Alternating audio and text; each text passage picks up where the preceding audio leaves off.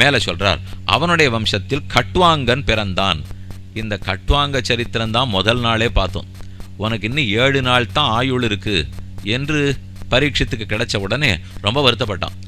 7 நாள் இருக்கே பரீட்சித்து, கவலைப்படாதே, எனக்கு கட்வாங்கன்னு ஒருத்தன் சரித்திரம் தெரியும், அவன் ஒரு முகூர்த்தம் தான் வாழ்நாள்னு தெரிஞ்சுட்டான், அதுக்குள்ளேயே தெரிந்து கொள்ள வேண்டியதை தெரிந்து மோட்சம் போனான் என்று சுகர் சொன்னார்னு பார்த்தோம். அந்த கட்வாங்கன் ராமனுக்கு முன்னாடி பிறந்தவர். கட்வாங்காது தீர்க்கபாகுஷ்ச, அவருக்கு தீர்க்கபாகு பிறந்தார். அவருக்கு ரகு மகாராஜா பிறந்தார். பிருத்துஸ்ரவர் பிறந்தார். அஜ மகாராஜா பிறந்தார். அஜனிடத்துல தசரத மகாராஜா பிறந்தார். தசரதனுக்கு ராமச்சந்திரன் தாசரதியாக அவதரிக்கிறார். கட்வாங்காத் தீர்க்கபாகுஷ்ச ரகுஸ்தஸ்மாத் பிருத்துஸ்ரவாஹ அஜஸ்ததோ மகாராஜா தஸ்மாத் தசரதோ பவத் தஸ்யாபி பகவானேஷ சாட்சாத் பிரம்மமயோ ஹரிஹி அம்சாம்சேன சதுர்தாகாத் புத்திரத்வம் பிரார்த்திதஸ்வரைஹி. ராமன் ஏன் அவதரித்தார்?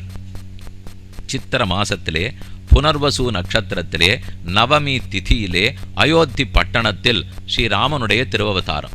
ததச்ச துவாதசே மாசே சைத்ரே நவமிகே திதௌ கௌசல்யா ஜனயத்ராமம். 9வது திதி வந்தது, நவமி திதி, புனர்வசு நட்சத்திரம், சித்திர மாசம், அயோத்தி பட்டணத்தில் அவதரித்தார். எதற்காக? தேவர்களெல்லாம் பகவானிடத்தில் போய் பிரார்த்தித்து, ராவணன் படும் தொல்லை, கொடுக்கும் தொல்லை எங்களால் தாங்க முடியல, சகிதேவைர் உதீர்ணஸ்ய ராவணஸ்ய வதார்த்திபிகி ஆர்த்திதோ மானுஷே லோகே ஜக்ஞே விஷ்ணு சனாதனஹான்னு வால்மீகி பகவான் சொல்றார். தேவர்களெல்லாம் பிரார்த்தித்த உடனே, கவலை வேண்டாம், என்னையே 4 பேராக பிரித்து கொண்டு பிறக்கிறேன். ததா பத்மபலாசாட்சா கிருத்வாத்மானம் சதுர்விதம் பிதரம் ரோச்சயாமாச ததா தசரதம் நிருபம்.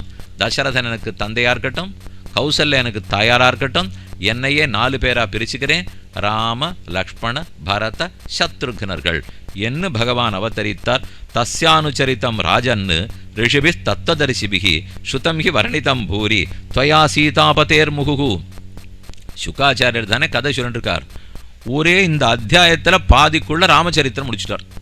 24,000 ஸ்லோகம் வால்மீகி ராமாயணம், அது நம்மகிட்ட இருக்கிறது. 100 கோடி பிரவிஸ்தரம் சத்தியலோகத்தில் இருக்கு.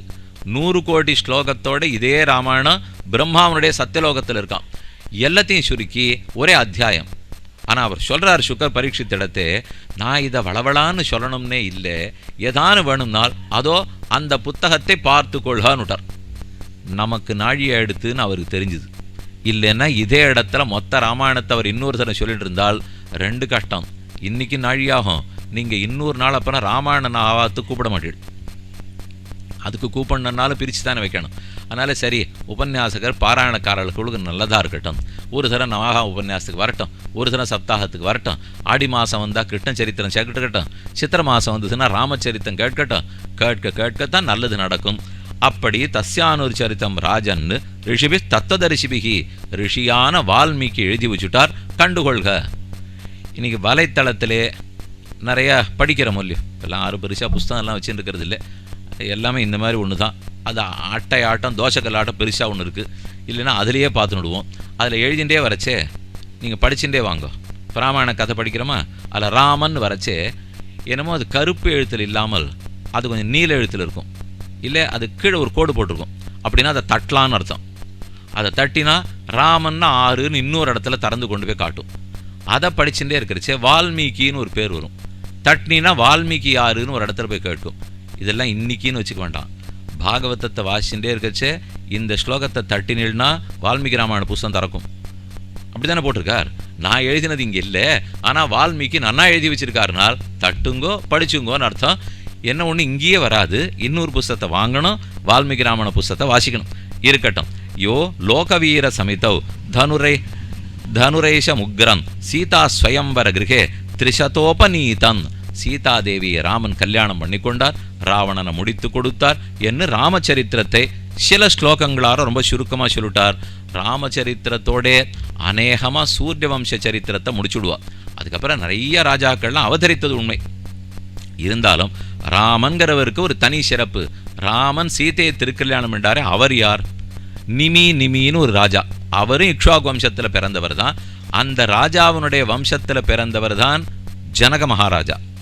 ஜனகன்னு ஒத்தருக்கு மட்டும் பேர் இல்லை, பல பேருக்கு ஒரு குடும்ப பேராட்டம் ஜனகன் வந்தது. அப்போ சீதையினுடைய தந்தை ஜனகன் இல்லையானால் சீரத்வஜன் ஒரு பேர் அது பின்ன ஏன் ஜனகன் வந்தது? காரணம் சொல்றார்.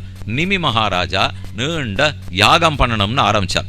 நிமி ரிக்ஷ்வாகு தனயா வசிஷ்டம் அவர்த ரித்விஜம் ஆரம்பிய சத்திரம் சோப்பியாக சக்கரேன பிராக்பிருதோஸ்மி போஹோ. வசிஷ்டாச்சாரியரை கூப்பிட்டு சத்திரயாகம் பண்ணணும்னு நிமிராஜா பிரார்த்தித்தான். அவசியம் வரேன், ஆனால் இந்திரனுக்காக ஒரு யாகம் பண்ணி கொடுக்குறேன்னு ஒத்துன்னு இருக்கேன், அதை முடிச்சுட்டு சீக்கிரம் 500 வருஷத்தில் வந்துடுறேன்னார் அவர். சீக்கிரம்ங்கிறார், 500 வருஷங்கிறார். ஏன்னா இது அவர்கள் காலக்கணக்கு. நம்முடைய யுகமே 4,32,000. அதில் சந்தியை விட்டுட்டீங்கன்னா 3,60,000. இவ்வளவு தான் கலியுகம். இதை போல் 4 மடங்கு பெருசு கிருத்தயுகம், இதை போல் 3 மடங்கு பெருசு திரேதாயுகம். அப்போ நடந்ததுங்கிறதுனாலே 500ங்கிறத வழக்கு ஒன்றும் பெருசாக படலை போல் இருக்கு. நிமிக்கு கோவம் வந்தது. மற்ற ரிஷிகளை வைத்து கொண்டு தன்னுடைய யாகத்தை பண்ண ஆரம்பிச்சிட்டார்.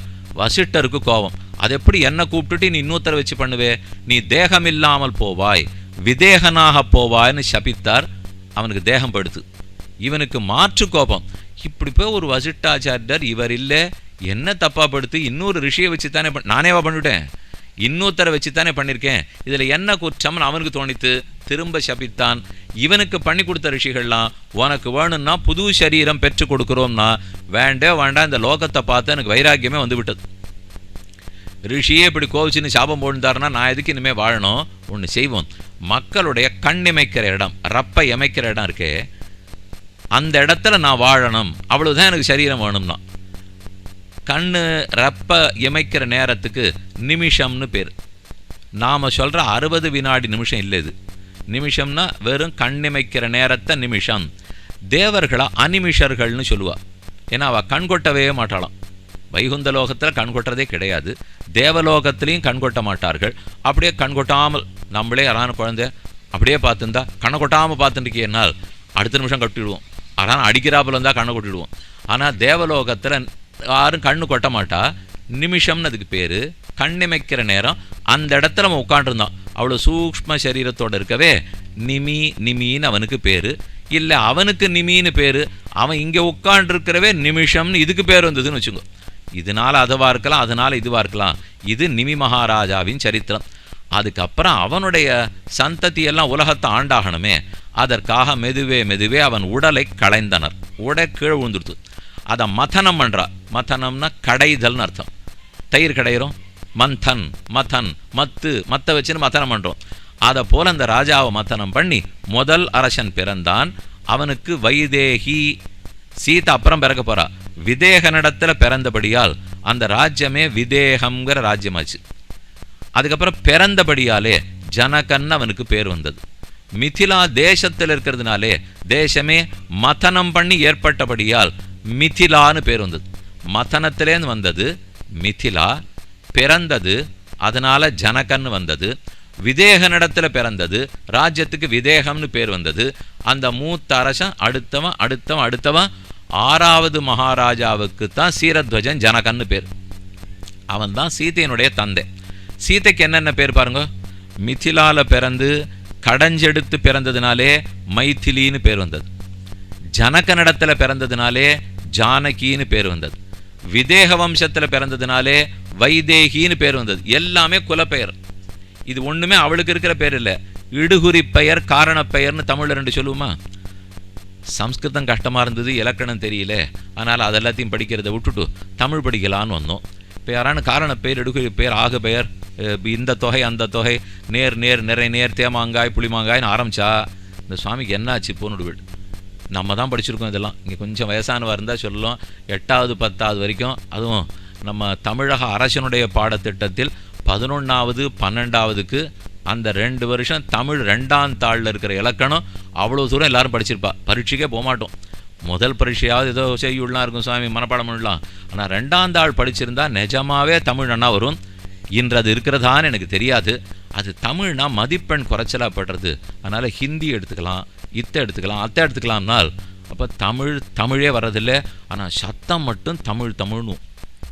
யாராவது இலக்கண பிழை இல்லாமல் ஒரு 10 வரி வேண்டாம் 2 வரி எழுதுவீழான்னு பார்த்தால் அதை எழுதுறது கூட ஆள் இல்லை.